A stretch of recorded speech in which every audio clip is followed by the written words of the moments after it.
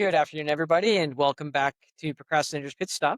We are sitting here with Paul Bundy, who co-founded a thriving home care agency with his wife Joan, using a $12,000 credit card loan, and built it into a multi-million dollar business.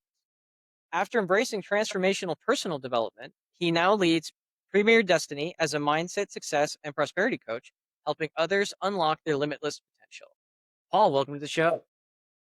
Thank you, Chris. It's an honor to be here.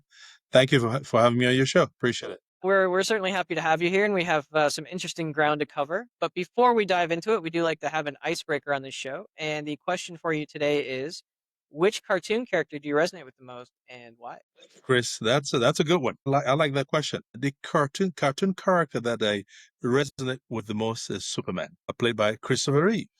And I kind of like that cartoon character because because it's not just about his strength and powers, but because of what he stands for: truth, hope, never giving up on people. That really got me. And you notice also, even after Christopher Reeve sustained his life-changing injury many years ago, he became a global symbol for courage, resilience, and what's possible when you refuse to give up. To me, that's a real superpower, really. Real superpower is that rising when life tries to hold you down and still choosing to believe in what's possible. That's it for me, Chris. So I just resonate so much with Superman and especially Christopher Reeve. I love that. I love that story. It's true, and there was a lot about that story too. I mean, he had that life changing injury, but I mean, he's still right up to the end. He was still very optimistic and was Yes. always motivational. So I love that about him Yes. for sure. Yes, exactly. He showed us all what is possible, even in the throes and the challenges that you may have. I mean, he still showed that it was possible. He still was trying to see what more he could do. So I like that. I like that part of it. So, sliding into it a little bit easy here, Paul. How would you describe or define procrastination, and what does it mean to you personally? Wow, that's a good one. Thank you, Chris. Thank you. That's a good question. For me, Chris, procrastination essentially means not doing what you know you should do when you should do it. That to me, that's the simplest way I can put it. We all go through it. I've been through it. And then it's almost just putting off stuff, right? I mean, you kind of wish someone else would do it, type thing. But that's what it comes down to. You're putting off, you're postponing, you're making excuses why you can't get it done. You're wishing it would be done by someone else, type thing. But then it's your responsibility. So to me, it's a matter of stepping up, just owning up to it, if you will. I remember a few times my wife would want to keep our bedroom clean and orderly and all. I said, well, honey, you know what, I'll be traveling, so just kind of like, would you leave my space and work in your space, type thing. I would go through some of that, and then I would, and I'll tell her, listen, I'll get to mine, I'll get to my space. But it got to a point where I just felt like she was uncomfortable. I mean, it made all of us uncomfortable. And so I just step up and do what I have to do. With me, it comes down to when you talk about the tricks or what steps I use to kind of cure that in my life. I essentially try to have a to-do list. I put together a to-do list of what needs to get done. I write out what is especially important things that I have to work on, tasks, if you will. All right. I write those all down, and I try to arrange them in order of importance and urgency. And then, Chris, I'll just go out, I'll just start from what's most important and what's really going to move the needle for me. And I work my way downwards. That's what I try to do. Because I realize that sometimes, you may not be able to get everything done, but at least let me hit the most important task first.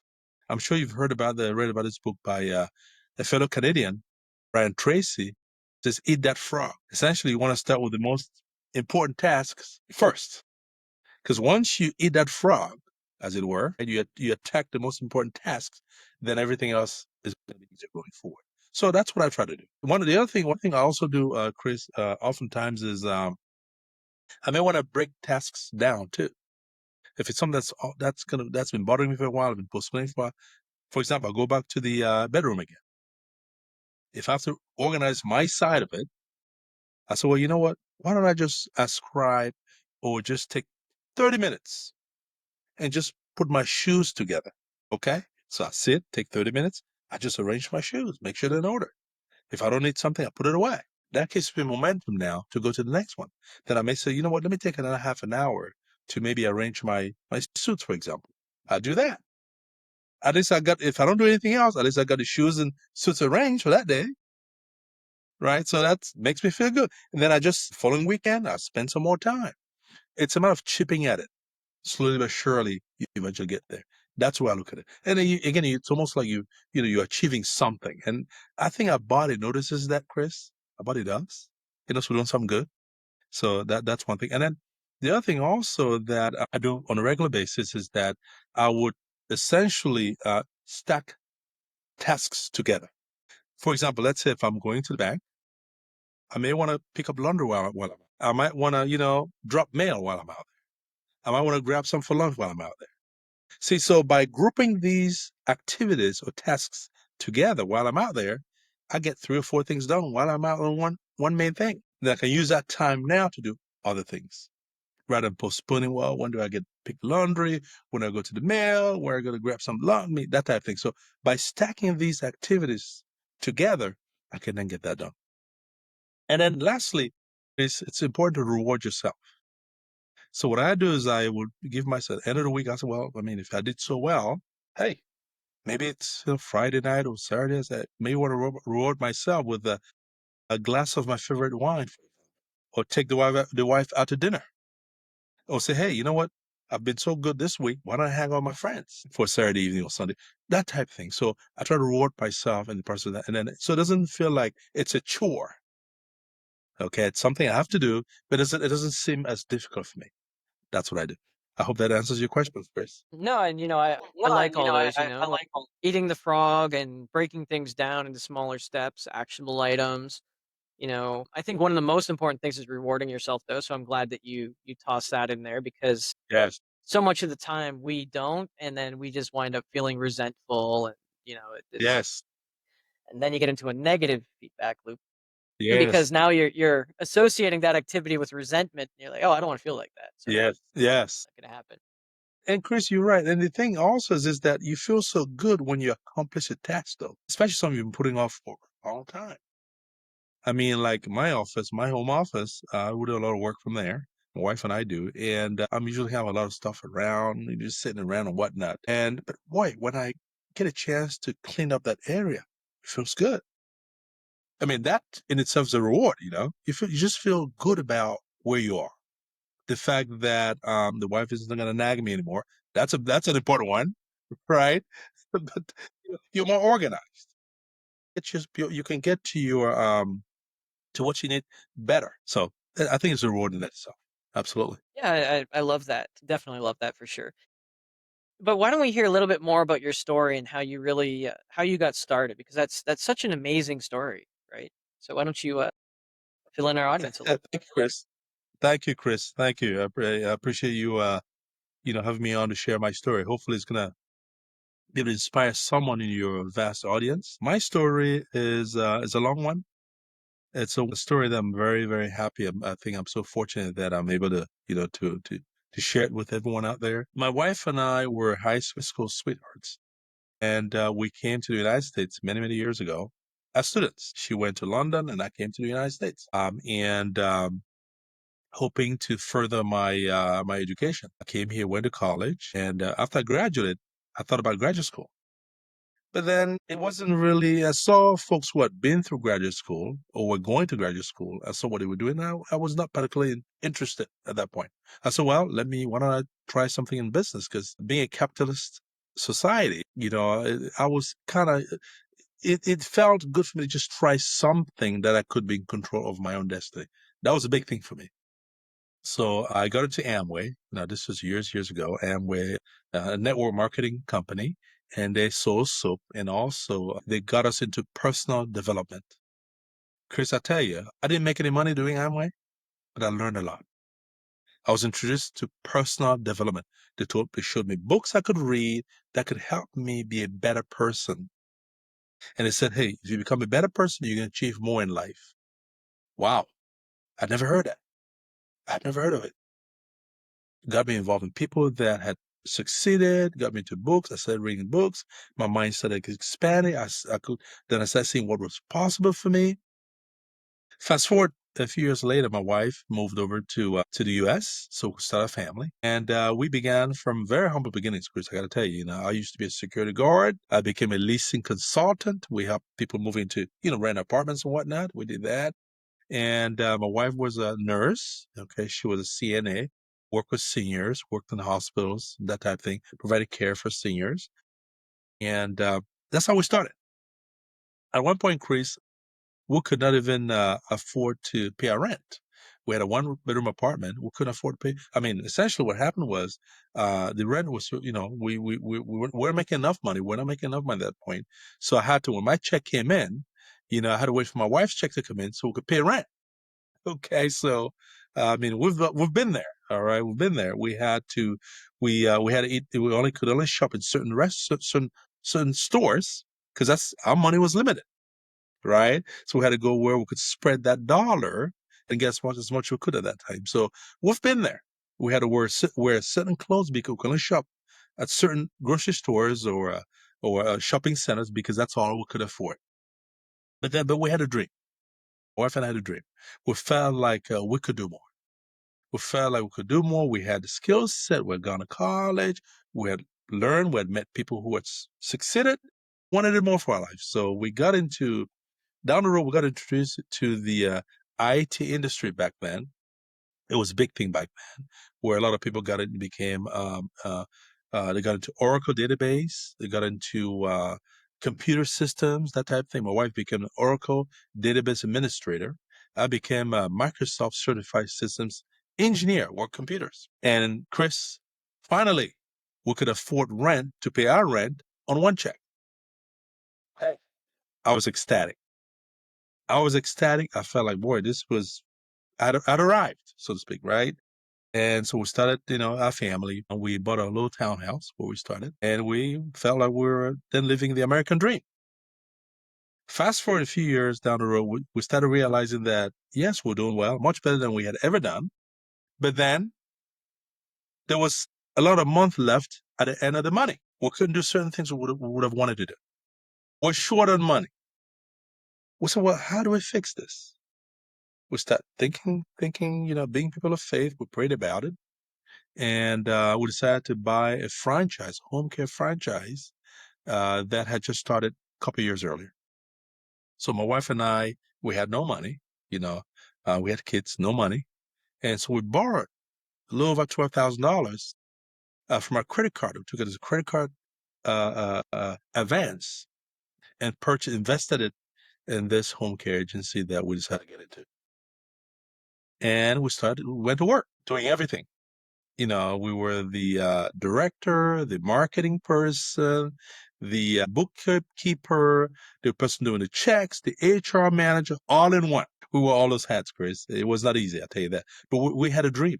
We're excited. We're like, wow, we finally have a chance to be our bosses and serve. It was about service, Chris. It was about service. We and folks, a lot of folks give us that trust to take care of the seniors. Because what we do is we take care of seniors. We'll go to seniors' homes, help them, to fix their meals, remind them to take the medication, clean the house for them, take them out for walks, take them out to doctor's appointments. That's what we do. Serving people. We enjoy it. We love serving. These are folks that have served us. So we love serving them. And so we did that. We've been doing that for the past 23 years now. And so fast forward a few years later, we're able to build from that one office to a second office, to a third office, and now a fourth office. It came from a dream, Chris.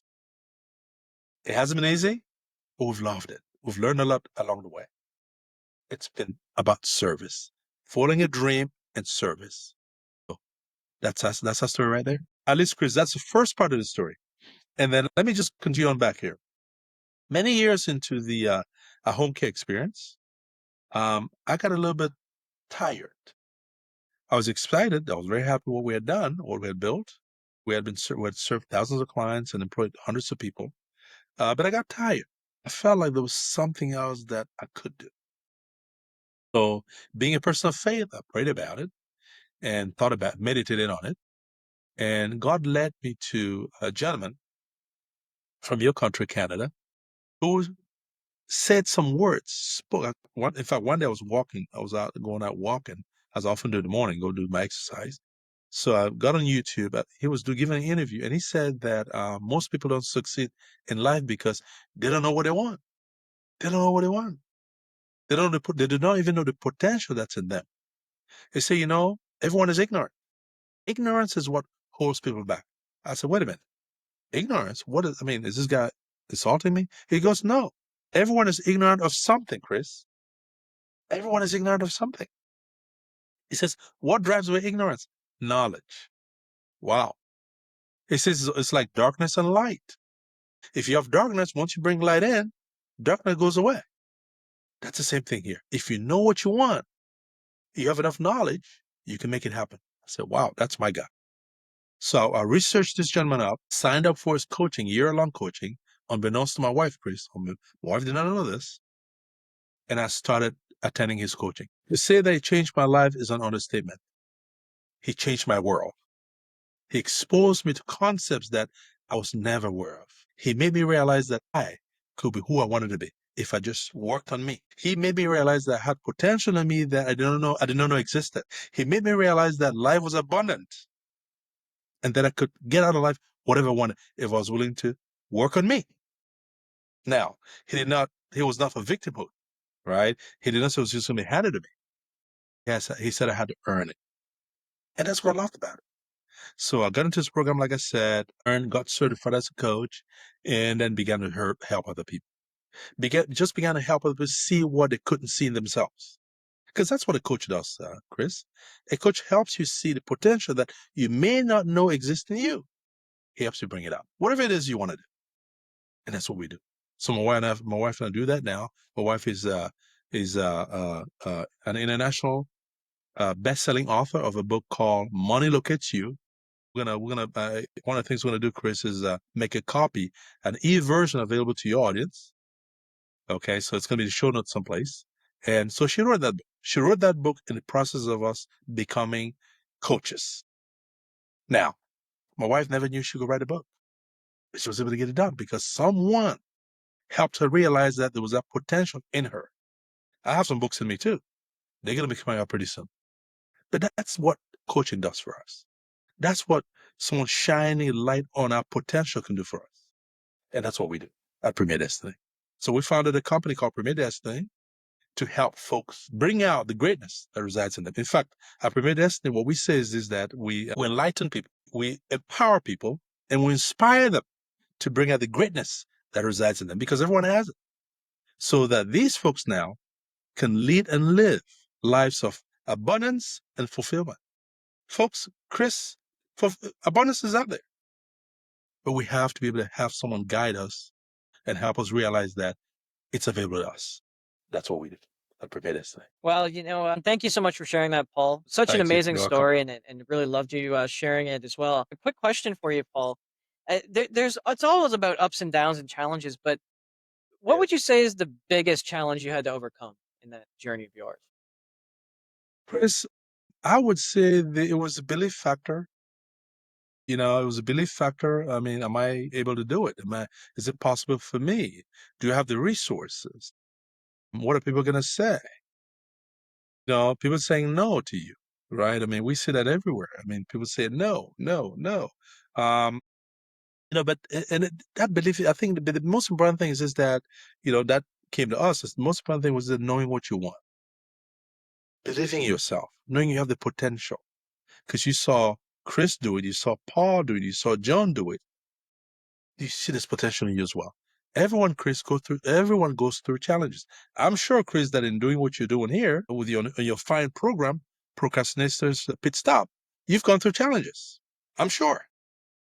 We all have. The important thing is what do you make out of it? What does it bring out of you? Because all of us go through challenges. What do we become in that process? I believe in the principle called be do have, Chris. Be do have. To succeed in life, you have to be the person you want to be. That potential needs to come out. So you can then do what you need to do. So you can have what you need to have, what you want to have. Be do have. It's internal, Chris. As you know, Chris, this is what they call determining factors and contributing factors in life. Determining factors, Chris, is what we come with, what God gives us, right? I mean, your faith, your honesty, your perseverance, your perspectives, your character. Those are determining factors. That's what determines who you are. Circumstances, we all have it. Too much snow, too much sun, whatever. The loss may be this way or the other. Those are those are contributing factors. But I'll say, to me, those contributing factors don't have as much an impact on us. They're just hurdles to overcome. The way I see it, they're hurdles. Every one of us has to. Some more than others. Look at the greats of the world, Chris. I mean, Helen Keller. She was deaf and blind. What did she become? President Lincoln. Look at what he endured to become the president of the United States. I mean, we can go on and on here, right? I mean, so there's determining factors and contributing factors, which is all of us are going through challenges. Everyone has gone through challenges. But I think the important thing is to find out, to realize that we can overcome those challenges. Like I said, there were times when my wife had to pack my lunches for the most part. There's certain sandwiches that she made for me every time because that's all we could afford. Ham and cheese sandwich. That's what we could afford for many years. I mean, to the point now, Chris, where I don't want to see ham and cheese sandwich. I really don't. Because it reminds me of where we were. Now, that was bad. It was a period in time. We had to go through that to get to the next level. So my thoughts about challenges is that it just makes you a better person depending on how you look at it. Because as you know, life is a matter of perspectives. When you change the way you look at things, the things you look at change. I really love that, and thank you for sharing. Thank you for sharing. I'd like to go back for just a second on that one item that you were talking about Item there, that you're which is, talking. and you were Yes. talking about your to-do list before, but I'm curious. Yes. Do you have a Yes. to-be list? A to-be list. Yes, I have a to-be list. To me, it's being a better person, a better husband, a better father, a better member of the community. Character again. Every day, Chris, I strive to be a person of better character. Better integrity is important. As one of my mentors says, it says that to be the best person you can be, you need three things: character, communication, compassion. So yes, I have a to-be list as well. That's important to me. Because at the end of I the day, I love have to that. live with myself, Chris. I have to live with myself, Chris, at the end of the day. And if I'm not true to myself, if I'm not authentic to me, it doesn't matter what's up. That is so true. So many of us get stuck in that we don't know what we want, so we let society tell us what we want. We wind up doing things that, and that's why they call it soul-sucking jobs, because you're doing something which does not align with you. Chris, it's interesting because I'm glad you brought that up because I was talking to my son uh, yesterday. He's in his late 20s. And he came to me, Dad, I'm trying to, I'm looking to buy this house, whatnot. I said, great, good idea. He says, because, I'm going to be getting into IT and this, that, the other. So I said, well, what do you want? He says, because he told me, he says, friends have told him that, security is good, this, that, the other is good. I said, well, so Wesley, it's fantastic. I'm glad you're getting ideas from all these people. What do you want? It's good to read all these books and get all these perspectives. But at the end of the day, you have to decide, what do you want? What sings to your soul? What do you feel good about? How do you want to make a difference? How do you want to move society forward? How do you want to serve? What makes you feel good? Because once you find that, it's not a job anymore. Because you're sharing from your heart, you're working from your heart, and there's something different about that, Chris. When what you love becomes, consumes you, you do it differently. The end of the day is not the end of the day for you because it's something you love doing. You just show up differently, I think, and I think that's what we show up to be all about. It's a process, though. It doesn't happen overnight, Chris. Like I told my son, I said, take some time.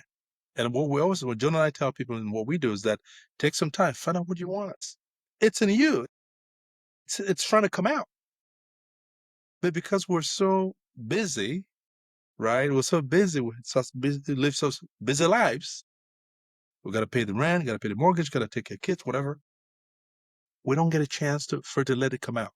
But that's still voices in each and every one of us. It wants to come out. And once you find it, I think it's almost like being in heaven, being a Christian. because you're happy. There's a certain degree of happiness, there's certain satisfaction, there's certain peace, if you will, because you found what you're called to do.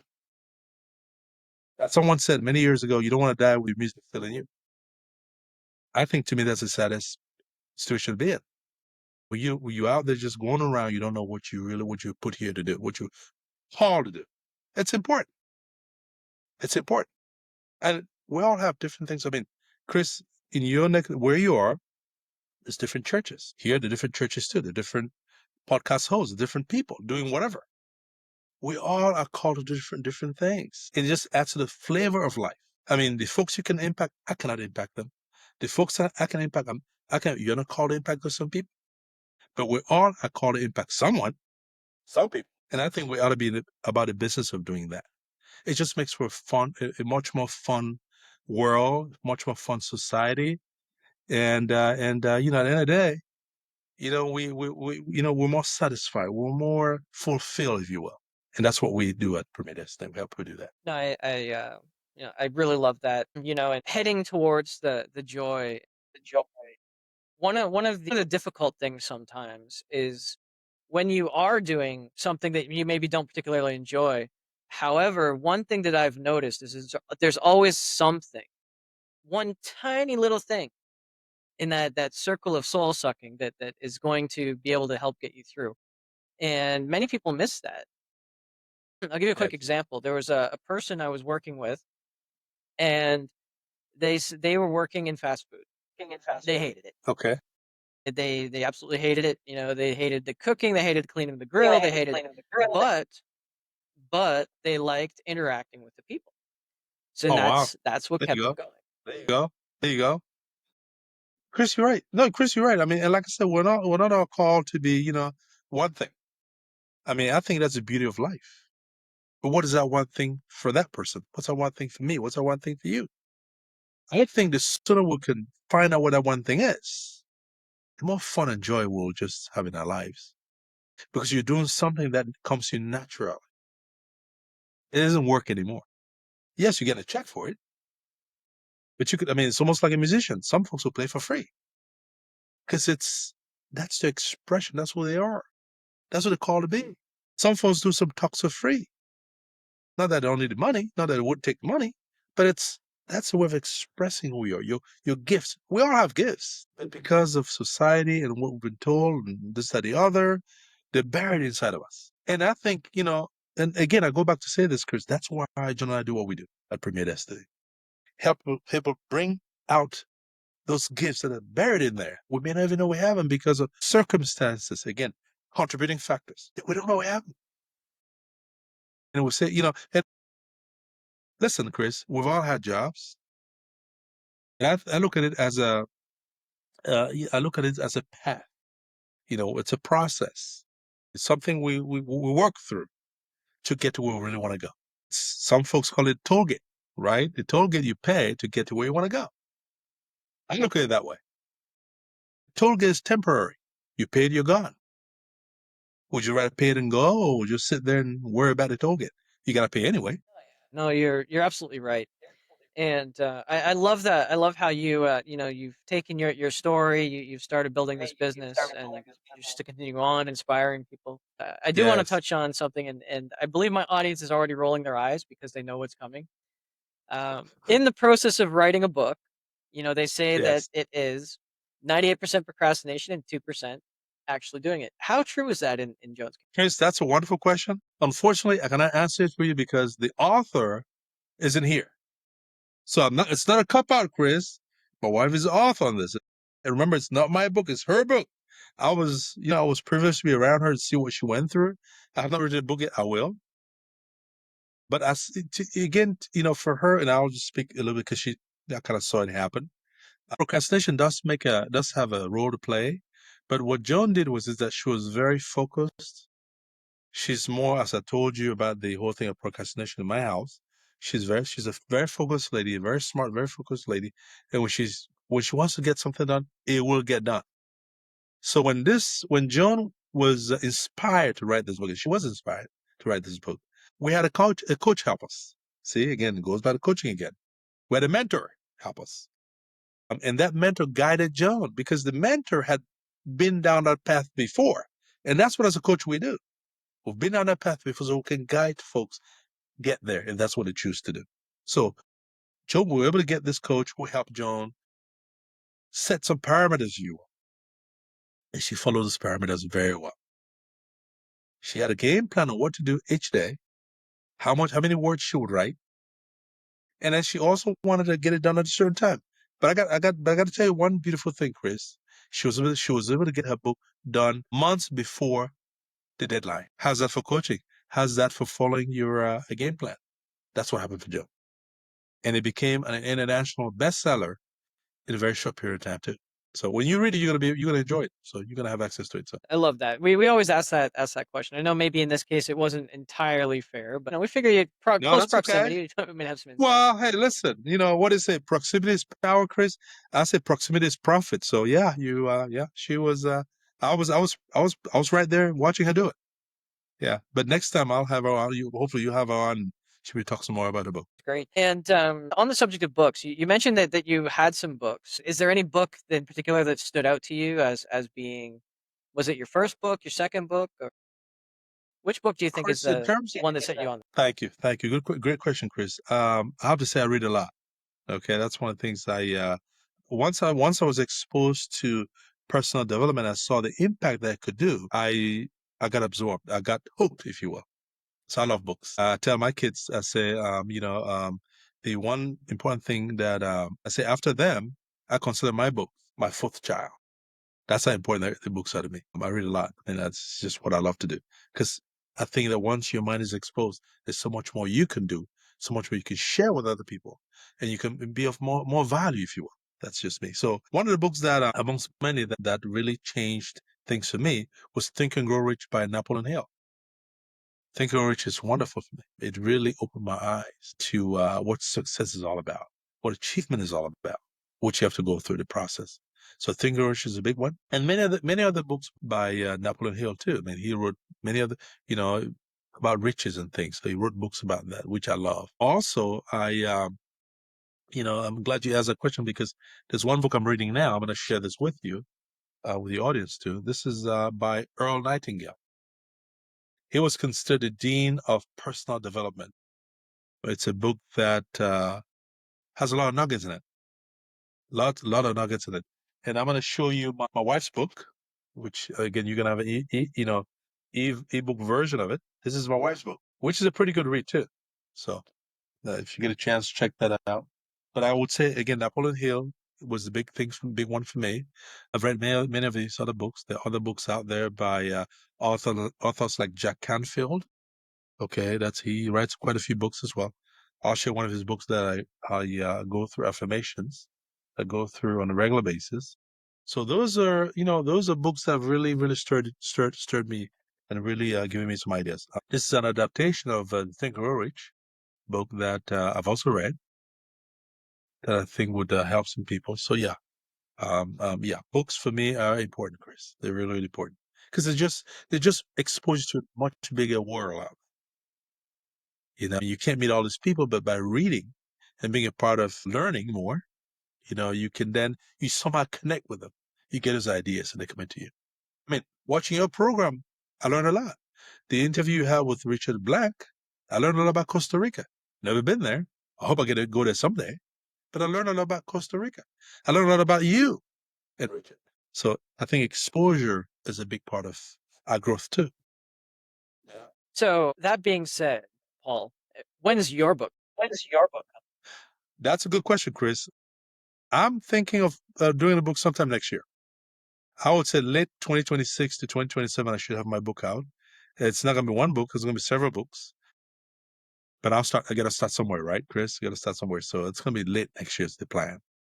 Right now, I'm more focused on just reaching out to folks, serving, learning as much as I can so I can be a better, expert or teacher to the folks that I meet and just getting that knowledge in me. Because I think that you cannot feed someone, you cannot pour from an empty cup, Chris. You cannot. You got to fill your cup so you can. I cannot give you what I don't have. As I said, I think one of my mentors said, he said, when you squeeze an orange, what do you get? Orange juice. Well, when it squeezes you, what do they get? It's what's inside. So that's what that. So I'm in the process now, Chris, of continuing to learn. I have that hunger to learn even more. Because the more you know, the more you realize that there's a lot more to learn. So, and that's what I'm all about. Just learning, so I can, again, not just for me, but so that I can be a reference for other folks. I want to be 2 or 3 chapters ahead to share that knowledge with other people out there, because we all need it. I mean, folks don't just, you talk about starvation and whatnot, because I think the worst way of malnutrition is the malnutrition of the mind. I mean, listen, you don't eat, you kind of notice it. You could be pretty much, real quickly that you haven't eaten. But you know what? If you don't have that knowledge that can help propel you, it's hard to figure that out. It's hard to figure. For a long time, I was that way. I was lost. I was, as my son said the other day, a nephew of mine said, I was drifting. What does drifting really mean? It means you don't know where you are. Anything goes type thing. That doesn't bode well for us, for your family, for your society, for yourself. I mean, there's a certain dignity, if you will, Chris. There's a certain happiness. You carry yourself differently when you know what you're all about. You don't have to, you just feel differently. You show up differently when you know who you are, what your potential is, what you're all about, what your goals are, the impact you're making in your home, and maybe the world. You just show up differently. And I think that's all we need. That's all we all need. Because if we all show up, with our A game, as it were, boy, what would this world look like, Chris? Telling you the world would be a lot different than it is today for sure. Absolutely. It's been an excellent conversation, Paul, and could probably go on like Thank this you, for a Chris. few hours, but Thank you. we are coming up pretty close to the Thank time. Is there anything that you wish I would have asked but didn't ask, or anything that you feel we should have covered? But I think, Chris, we'll just leave your listeners with the idea that we all have greatness in us. We all have the potential to do so much good, to really better our lives. That power is in us. We have that power. We can all make it happen. We have the potential in us. Greatness is in each and every one of us. I did not believe that for a long time, and it cost me. But once I got wind of that, once I bought into that concept, my world changed. You, the folks out there, have the power to make that change. They have the power. It's within them. It's a decision. All it takes in life, it's a decision. I mean, coming on your show, it took a decision, Chris. You reached out to me, I reached out to you. We did it. It's the same thing. Something, as I say, oftentimes I say, what we want, okay, whatever it is at the end of our comfort zone. We have to get over whatever it is we fear to get to what we want. At Premier Destiny, that's what we do. We help people overcome their fear to get to what they want. Whatever their goal is, that's what we do. But again, each of us has that power. Each of us has a potential to do so much good in our personal lives, our family, society, community, all of that. We can all do it.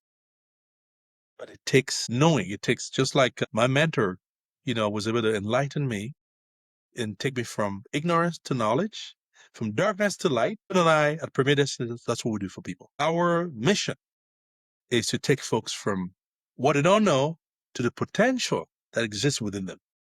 We're not going to do it for them, but we're going to show them what we've done, how they can do it. Sort of a playbook for success, if you will. How their life can be so much different, so much more fun, so much more peaceful, so much richer, and not just the monetary basis, but in all the other things, Chris. I mean, family life, travel and leisure, spiritual life, whatever it is for them. Because life success, as you might agree, Chris, is not just money.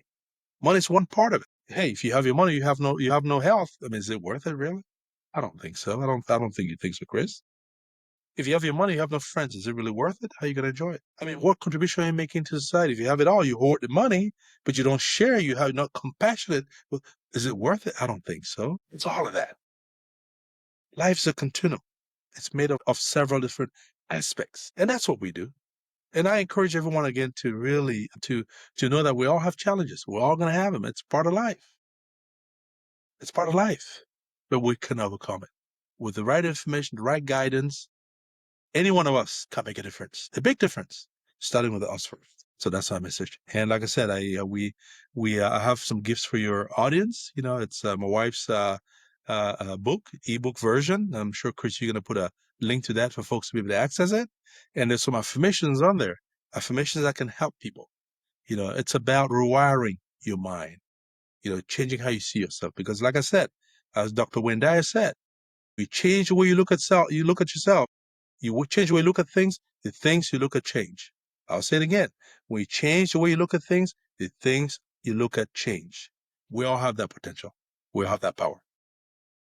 And with that, that's all I have to share. Chris, thank you. Well, once again, Paul, thank you so much for being on the show. Such a powerful note to end on. And to all our listeners, don't worry. Yes, we are going to have all their contact information in the show notes, as well as a link to that ebook and those other goodies. And just once again, Paul, thank you so much for being on the show. And to all our listeners, thank you for tuning in once again. And just remember, if you can't find that inspiration or motivation for yourself today, maybe just go out and try to be that motivation and inspiration for someone else. And we'll see you again next time. Thanks so much, Chris.